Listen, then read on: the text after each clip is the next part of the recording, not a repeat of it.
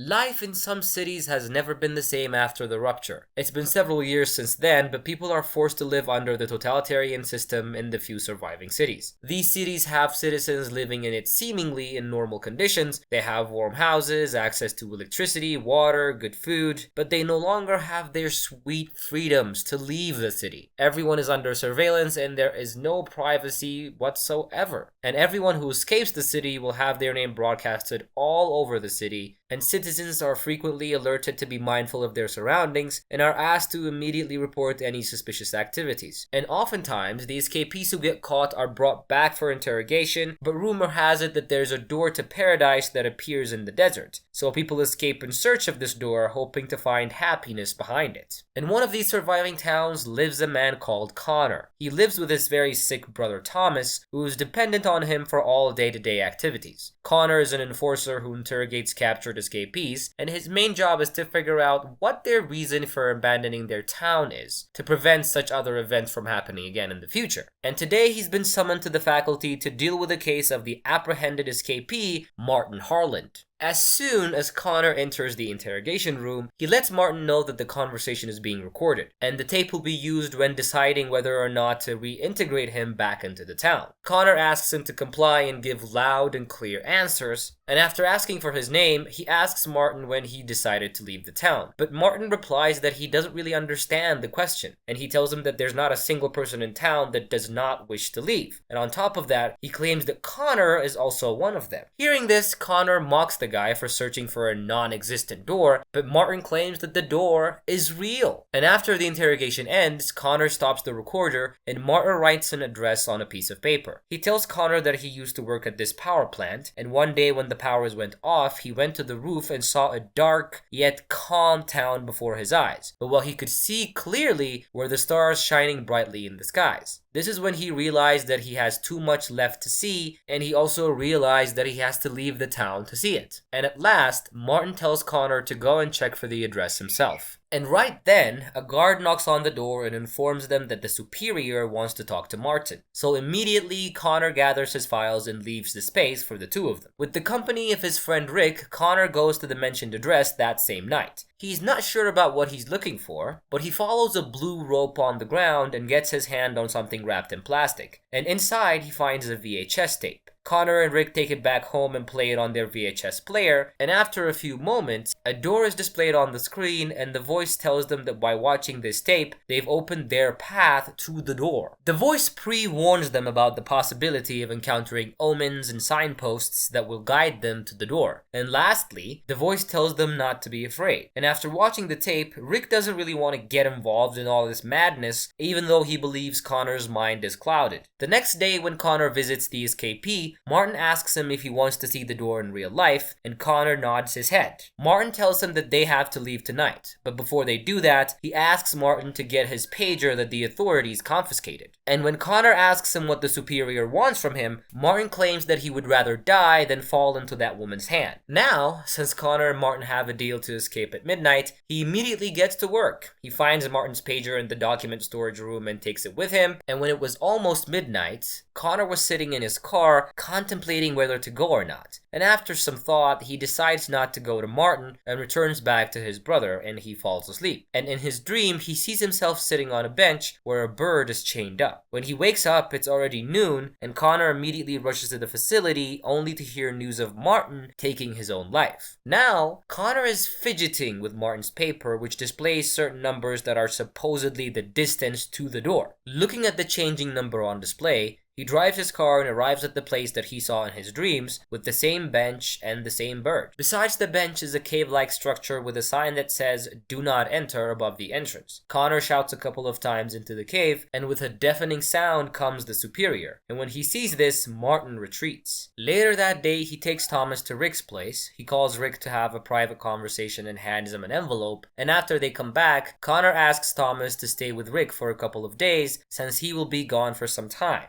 And Thomas asks where he's going, but his question does not get answered. Then, Connor goes back to the same cave, but this time, he drives inside. When he gets off the vehicle, he once again sees a blue rope. and while following the rope, he reaches deeper into the cave where a man sits in front of a static TV. When Connor leans closer to the TV, a voice warns him that she is coming. He immediately hides when the woman comes in, and grabbing the opportunity, Connor makes his escape from the cave. He does not remember when he has fallen asleep, but once again, he has a vision of where he finds the door in the desert. When Connor wakes up, he is in the woods. He walks for a few minutes and sees a blue tent in the woods. And when he peeks inside, he sees a map and some of his Polaroid pictures. Apparently, Connor has fallen right into the Superior's trap as she is pointing a gun right at his head. When she asks where the tracker is, Connor tells her that he has shattered it. But when the Superior gets ready to pull the trigger, he reveals that he's figured out where he can find the door and promises to take her there. Hearing this, she decides to give him 4 days' time. After traveling for a while in the dark, Connor suggests that they take a rest, and even though Connor is sleeping, the Superior doesn't really let her guard down. And meanwhile, as he sleeps, he sees a girl appearing to him in a vision, and this time, this person signals him to come. The next morning when Connor wakes up, he finds that they are engulfed by a thick layer of fog. He is fascinated that he could barely see his hand sticking out of the window, and shortly after, 3 people attack them in this low visibility environment.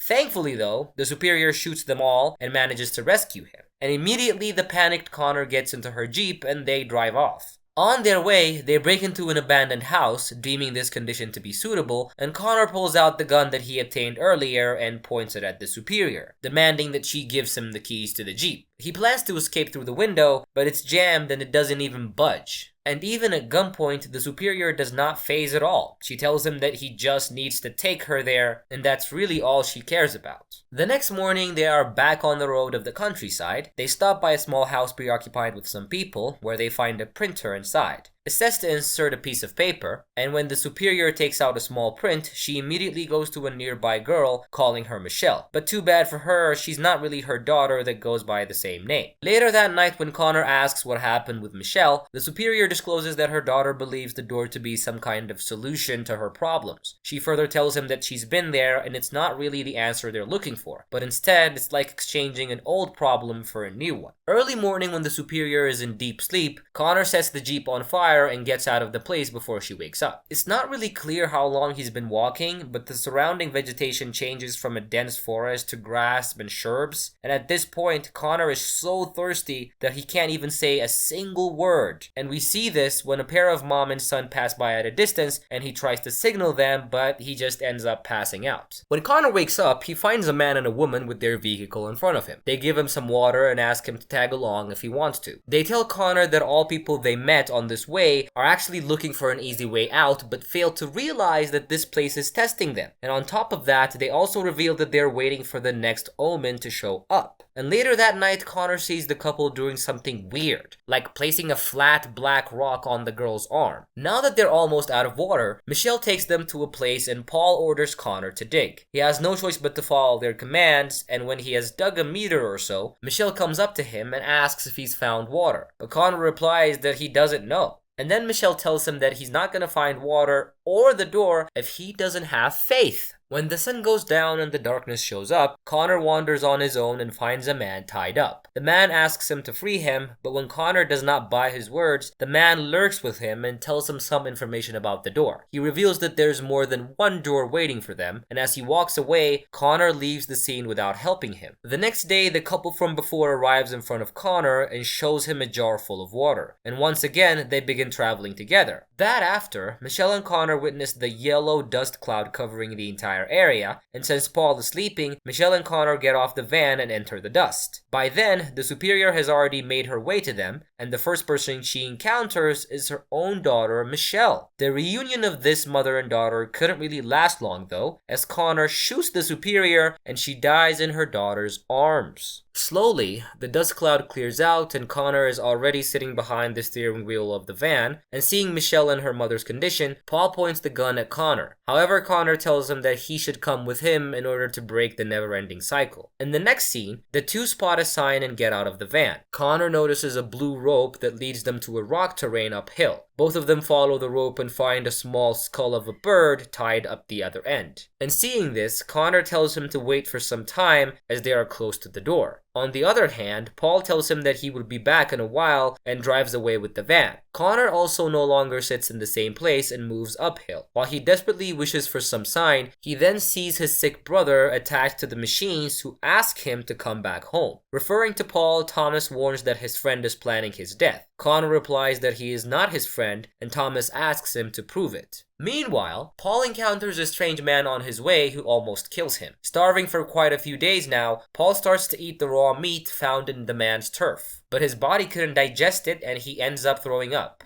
And finally, after days of torture, he finally makes it back to Connor. And as soon as Connor sees Paul, he starts punching him. And when Paul is in a chokehold, he tells Connor that he just wants to go home and asks him why. That reminds him of Rick back home, who was asking him why he had to do what he wants. Also, he has a vision of Michelle picking up her mother's gun. He then tells Paul that he knows how he is going to die. Now, Connor has become enlightened. He cups his hands together and water starts forming in them. Right then, he has a vision in which his hands and mouth are stained in dark liquid, and Paul is desperately hitting the ground with a stone, and he sees the one of his images is screaming, while the other stained mouth is widely smiling. Coming back to his senses, he pleads with Paul to bury him. As he is being buried, a voice comforts him saying it's okay. Then Connor wakes up in the water and sees a lady sitting in a chair. When he asks her what happens now, the lady tells Connor that now he's paid the price, and he can choose anything. Hearing this, he asks what the lady has chosen, but for some reason the lady gets emotional and tells him to close his eyes, which calms down Connor's scared expression. Meanwhile, Michelle has caught up to them and she shoots Paul, and on the other hand, Connor rises from the soil, but what awaits him is a door a few meters away and a gun pointed right at his head. When Michelle asks him why he killed her mother, Connor tells her that he had no choice. It was either him or her. Connor tells her that even she can't stop him now, and as he says this, his body starts to disperse in the wind. Then he somehow runs to the door and grabs the doorknob. On the other side, he sees Thomas all fit and healthy waiting for him. He gives his brother a hug, but the moment doesn't really last any longer, as he finds himself on a beach with empty arms, and at this point, Connor just couldn't stop the tears flowing from his eyes. He then digs his fingers deep into the sand, only to find a familiar blue rope, and when he pulls on this rope, it leads him to another door in the middle of the ocean. Yeah, that's pretty much how this ends, guys. Did you enjoy the recap?